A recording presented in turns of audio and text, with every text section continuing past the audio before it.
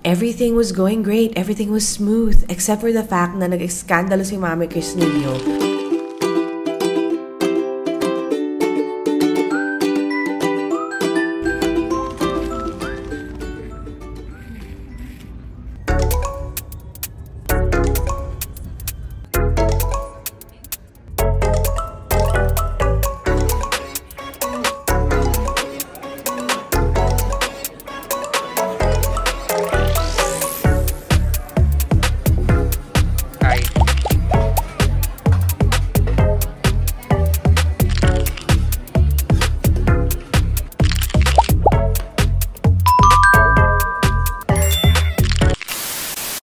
Everything was going great. Everything was smooth. Except for the fact na nag-skandalo si Mami Chris Nino doon sa may eroplano, sa may boarding bridge, at saka sa may gate.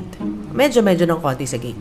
Let me tell you a story of what happened. Kasi naman, nagsimula lahat to nung nag-check-in kami. May, ewan ko anong ginawa nung employee na nandun sa may check-in counter na pagdating namin sa gate, hindi na mabasa yung boarding pass ni Daddy Justin ninyo.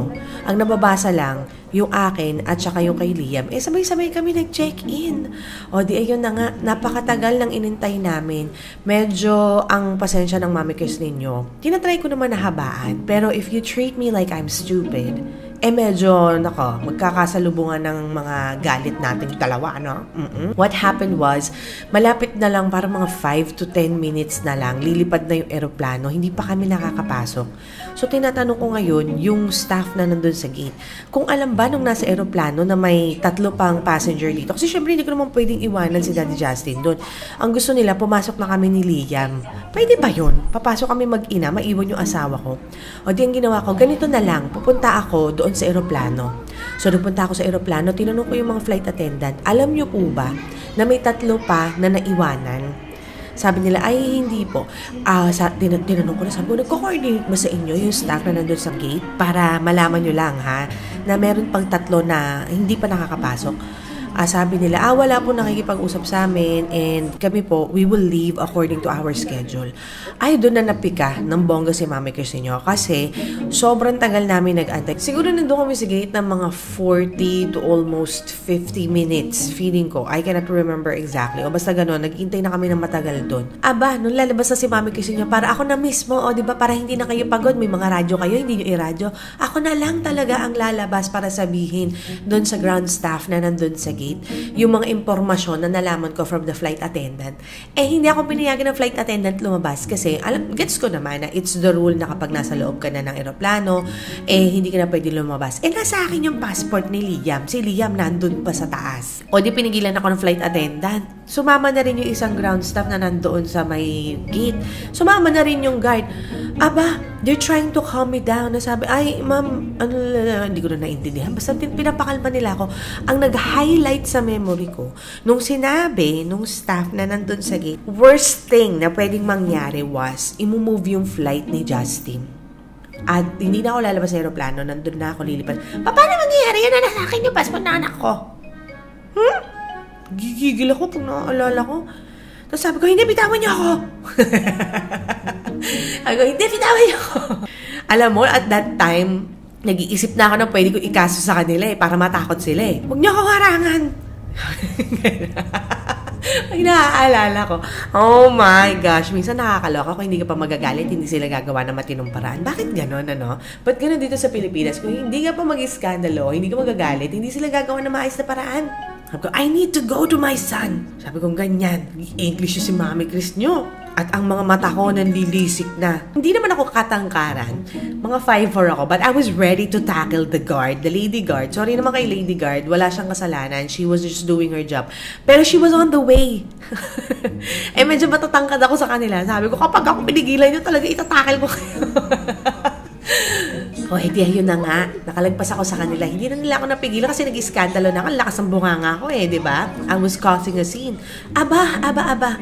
Feeling ko yung bunganga ko from the boarding bridge dun sa may pintuan ng eroplano. Dinig hanggang dun sa gate. Kaya, hindi pa ako nakakapunta dun. Pinapasok na nila si Justin. Ewan ko what went wrong. Bakit hindi mabasa nung system nung gate yung boarding pass ni Justin.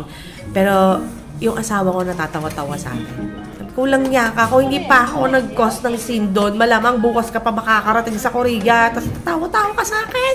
O di, ayun na nga. After that incident, nakapasok kami sa aeroplano. Tapos yung staff na nag-try na i-console ako, with her stupid reasoning, nakakabuisit, naiirita akong maigi. She was trying to pacify me. It's a little too late for that. It's a little too late. Iiling-iling na lang ako. It's like, malis ka sa harap ko. Naaalala ko yung nangyari. O, di ayun. So, the end. That's the end of the story. Hanggang sa nakarating naman kami sa Korea ng safe. Hi everyone! Welcome back to another vlog! Ang dati Justin nyo may hinahanap. Yung octopus, oo, dito kami ngayon sa, nasan tayo? Sa dito. Tapos Gwangjang? Market. Gusto Yes. ko makita yung octopus, yung nasabi mo last year. Oo, so dahil dyan, today is my birthday nga pala while you're watching this vlog. Happy birthday. Yay! We're going to celebrate sa palengke. Kasi kakain tayo ng masarap na bowl ng, ano tawag nila? Bibimbap ba yun? Bibimbap. Yes! Happy birthday to you. Pawawis pagka-joints. So, alam namin magiging marami yung mga tao dito kapag nagpunta kami ng, alam niyo yun, yung lunchtime. Kaya nagpalit kami. Hindi ako kumain ng agahan. At saka hindi din ako kumain ng tangalihan para sa merienda. Isang kainan na lang. So, tara na tayo sa loob. Ay, ang sarap ng toboki. Ang laki-laki. The best yung ginugunting na siya pag nilalagay sa lalagyan. Pero anyway, hindi yan ang ating pinunta. Daming tao. Na-try na natin to before. Nothing special. Tinapay lang siya na nag-trending. So, hindi na natin siya masyado itatry ulit. Pero babalikan natin yung kinainan namin last time. Yung may masarap na maraming gulay-gulay. Eh, naku, excited na ako. Yan! Sige na! Please! Hoy, quick! 너처럼 만난 친구는 없어. I don't need to say a word. Favorite 영화도 favorite 음식도 같아. 지금 이 노래도 춤추고 싶잖아. 어쨌든 너가 mysterio. 있으면 좋겠다 생각해. 날 위로해주는 지금 이 음악처럼 무슨 말해도 내 맘이 춤을 춰. Come on, go now, come my stereo now. No, I don't want you to go. When you go, I'm not feeling low. I just sing along to my stereo.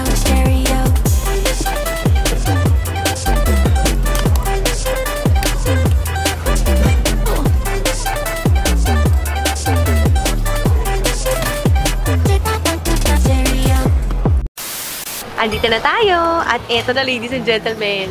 Happy birthday to me. Ito kakainin natin.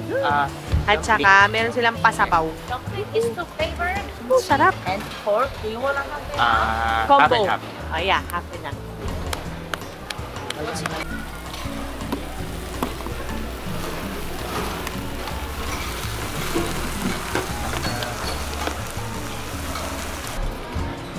Hindi ko alam kung anong mahika nilalagay nila dito, pero sarap na sarap ako. Medyo kakaiba lang itsura niya, syempre, pag pinaghalo-halo mo na ganyan. Pero I'm telling you guys, ang sarap. Ang linamnam ng gulay. Subo! Wow! Yata!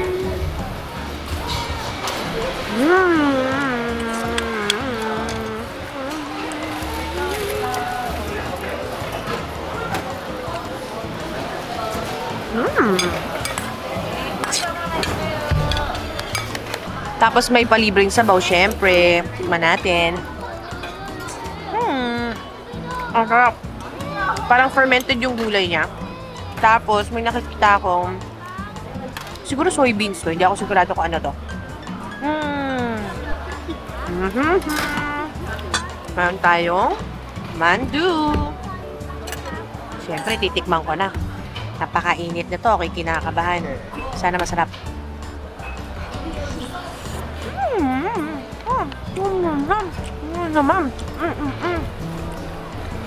Malamig kasi kaya sobrang nagsisteam siya. Steaming. Pero ano, pwede mo siya isubo ng buo kung gusto mo.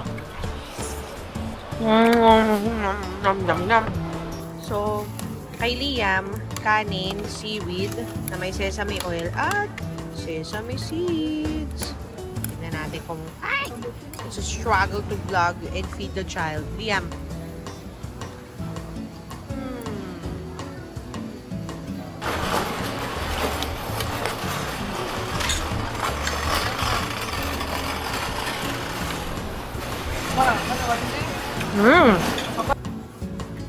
Okay, going for another round. Dia, masarap ba yung seaweed? Opo. Anong ratings mo sa seaweed? 100. 100?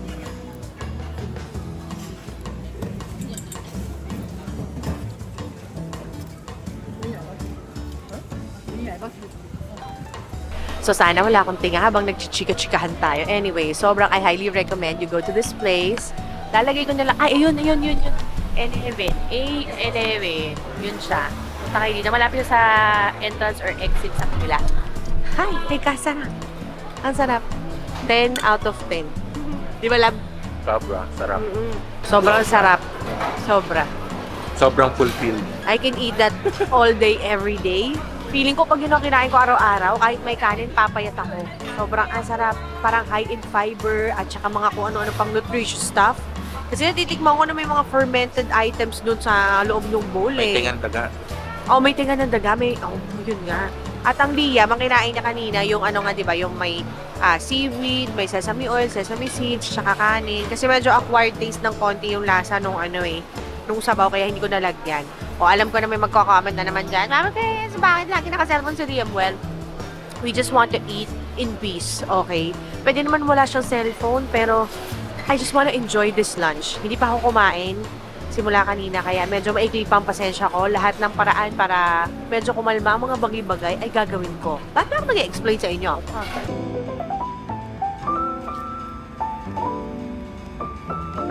Ooh, I super love the golden hour. Tingnan nyo naman yan. Ang ganda-ganda ng lighting. Parang meron tayong filter. Anyway, so nandito kami sa sa isang random na spot na nakita lang namin sa aming paglalakad papunta sa Iksadong Village. Village yun, di ba? Yung Iksadong. Oo. Ito ay ang World Heritage Jongmyo Shrine. I hope I'm saying it right. If not, I'll just put it in the caption. And nakita namin na may mga turistang nandito. Eh di ang Mama Chris na curious. Kaya sabi ko, sige tara, tingnan natin what it's all about. Oo. So ayun, nagpunta na kami dito sa ticket booth at nakabili kami. Ang presyo niya ay mura lang naman. Guided tour, 1,000 won per adult. Tapos libre yung bata.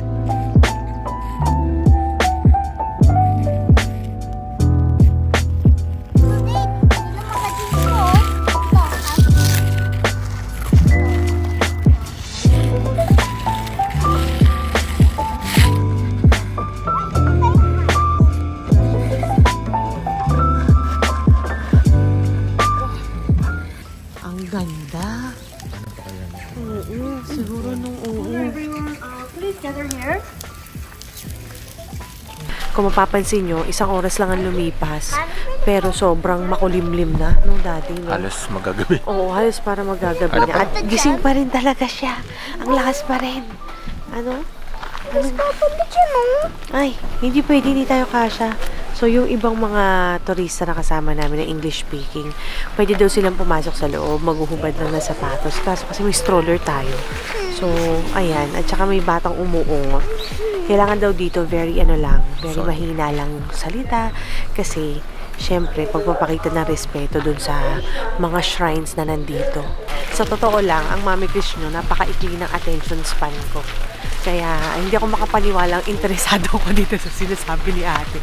Kasi siguro, may, syempre, naririnig-rinig mo sa k-drama yung Joseon Dynasty, at saka yung mga rituals na ginagawa nila, nakikita natin, di ba? So, ayun, ang daming interesting facts ni ate tungkol sa mga spirits dati.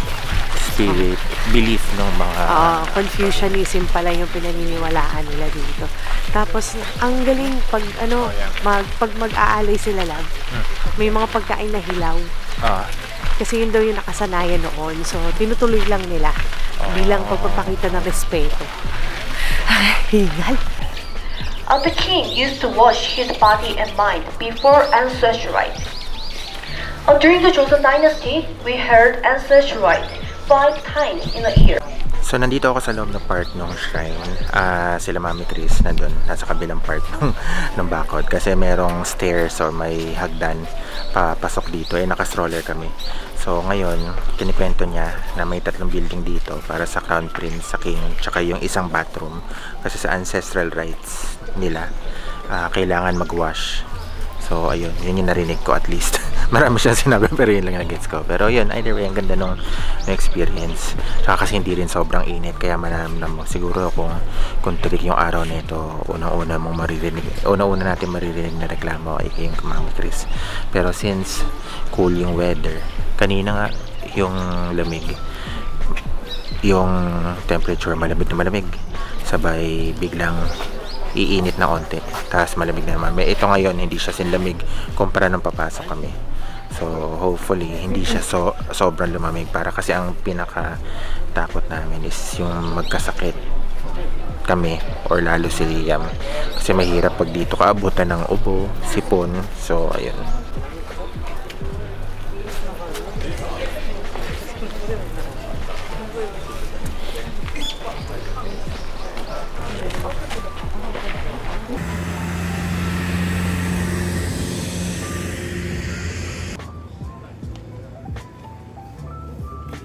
Tapos na yung ating tour at eto naglalakad na tayo sa ating original na pupuntahan, which is yung Iksodong na village.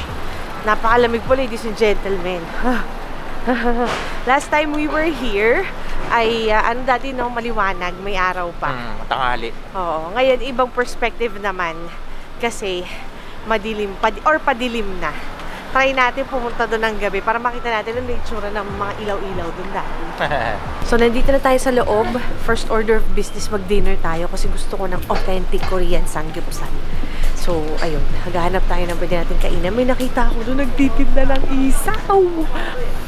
Pero nalilito ako kasi wala kami mapuntahan na medyo okay kapag may stroller si Liam kasi tulog. Wala na tulog yung. So, parang may isang stretch dito hanggang dun sa kabila. O, ano yun, mga samgyeopsalan. Ay, hindi ko alam saan kami kakain. Na-overwhelm ako. Teka, ang dami kasing choices. Daddy, anong gusto mo? Gusto mo ba ng isaw o ng karne? Samgyup.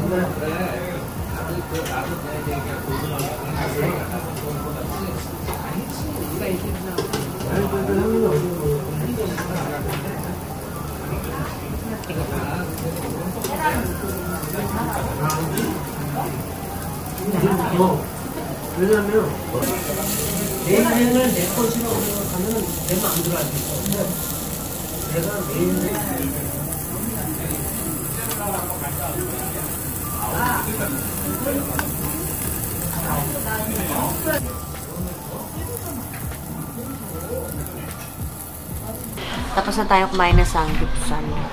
Samgyup or samgyup? Samgyupsal. Samgyupsal. At gising na si Liam. Ganda ng pagkakagising. Nagturo ako, napunta ka sa isla, yung flounder at talagang cookie. Tapos, ano na pa naginipan mo? Nakalimutan ko. Nagising siya na mitig, dalawang binti niya, kaya sobrang nagwala siya ng bongga. At since it's my birthday, hindi pa tayo nakakapag-kanta daddy. Kakanta tayo ni Lia mamaya. So, ayan, bumili ako ng kandila. Alam niyo ba, nakasimpresyo nung kakainin natin yung kinain natin. Nasa $40 or 40,000 won. Happy birthday,